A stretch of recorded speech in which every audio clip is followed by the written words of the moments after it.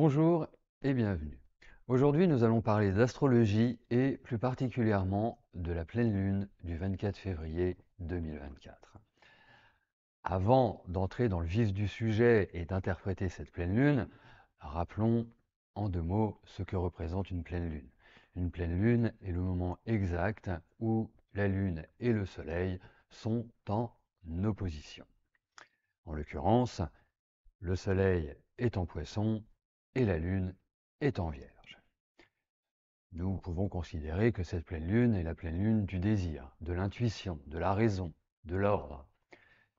L'axe vierge-poisson est l'axe du service, du don de soi, de la santé, des obligations, du quotidien et de la spiritualité.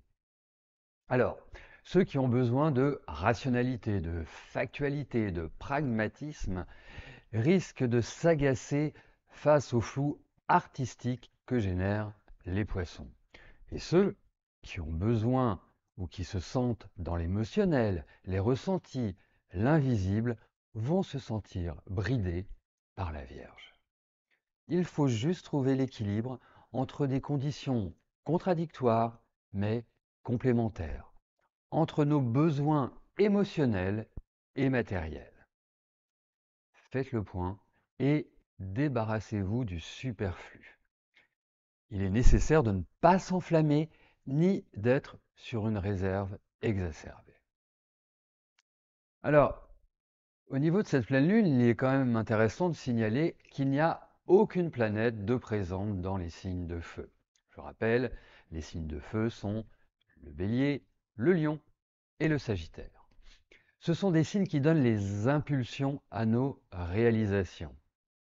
Il manquera certainement sur cette période du carburant pour alimenter nos actions. Alors, voyons les forces en présence.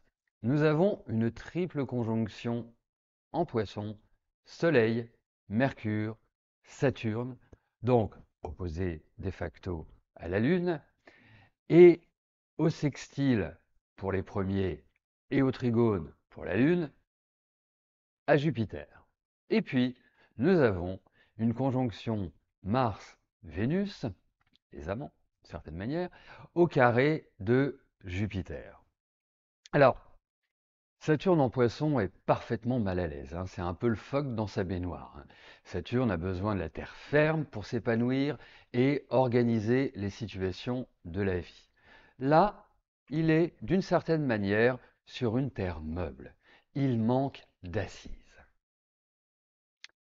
Mercure en poisson est en chute. Hein. Une planète qui est en chute est une planète qui est à l'opposé de son domicile. Hein. Mercure se situe très bien en Vierge ou en Gémeaux. Alors, là, c'est l'idée de ressentir, de faire fonctionner notre intuition, car d'une certaine manière, les capacités rationnelles, analytiques, ne sont pas des plus aiguisées. C'est un peu le miroir aux alouettes, prendre des vessies pour des lanternes. L'irrationnel domine. Vous verrez, pendant cette période, vous avez l'impression de détenir une vérité, mais elle sera tout autre. Et nous allons vivre, d'ici la fin du mois de février, une conjonction Saturne-Soleil-Mercure qui, d'une certaine manière, peut représenter la mise en place de nouvelles normes qui ne sont pas forcément à notre goût ou qui ne correspondent pas à une réalité. Ensuite, si nous regardons la conjonction Vénus-Mars au carré de Jupiter, et si nous faisons une synthèse de cette carte du ciel, c'est véritablement l'idée d'une révolte contre les règles établies, contre l'autorité, les lois. La contestation va s'amplifier, mais malgré tout, comme les poissons sont plutôt dominants à l'heure actuelle, ça peut partir dans tous les sens. Dire non à tout, juste par principe, juste pour s'ériger contre une autorité qui nous fatigue, qui nous hérisse. Alors, c'est aussi une période qui peut porter une certaine malchance dans les rencontres amoureuses, ou en tout cas de rencontrer les mauvaises personnes, même si au démarrage, nous avons l'impression qu'elles seront positives pour notre avenir. C'est pas réellement le moment de s'investir ou de décider de changer de vie pour l'amour. C'est plutôt une phase où, bien sûr, on peut tout à fait rencontrer quelqu'un, on peut tout à fait être dans une harmonie avec lui ou avec elle.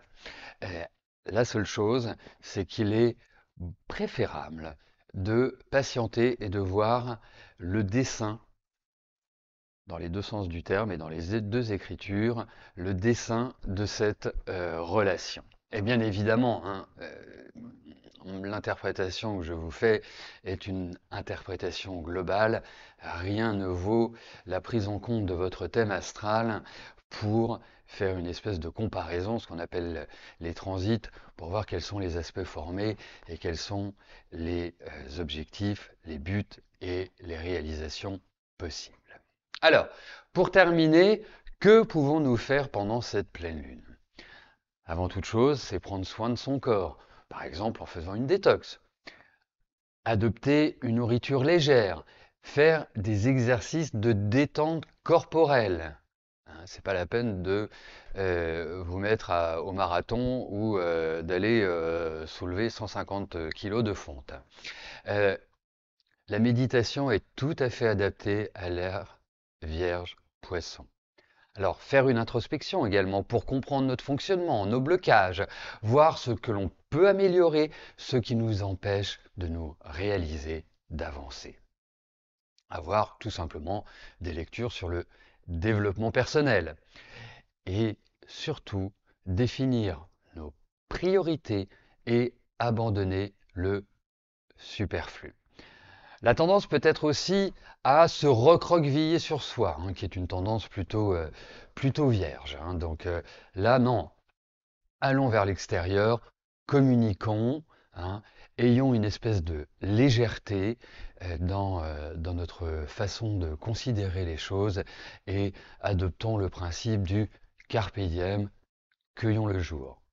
Donc, en conclusion, cette pleine lune nous invite à clarifier nos relations avec les autres et aussi nos relations avec nous-mêmes en étant bien évidemment d'une très grande objectivité.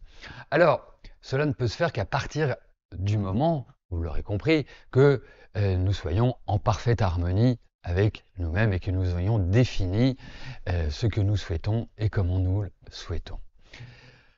Alors, je terminerai par une citation d'un maître soufi du XIIIe siècle qui disait « Le plus ignorant des hommes est celui qui renonce à ce qu'il sait de lui-même pour adopter l'opinion d'autrui. » À méditer.